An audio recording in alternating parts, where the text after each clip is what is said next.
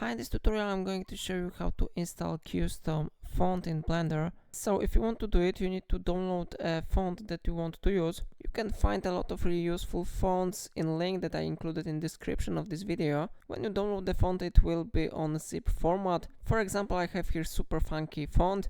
Then we need to open this file. We need to select both files here, and I press Ctrl C, I back to previous folder, and I press Ctrl V. Okay, and now we need to open TTF file and we need to click install.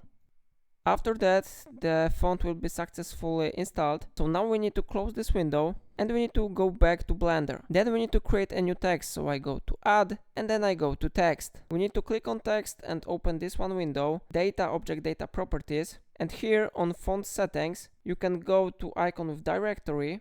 And then we need to open the directory where your file with font is saved. So I go here to Shiny and then I select Super Funky Regular and I click Open Font. After that, your font will be successfully changed. And it's everything in this video. If I helped you to install custom font in Blender, remember to like this tutorial and subscribe my channel because it really supports my work. And that's all for today. Thank you for watching.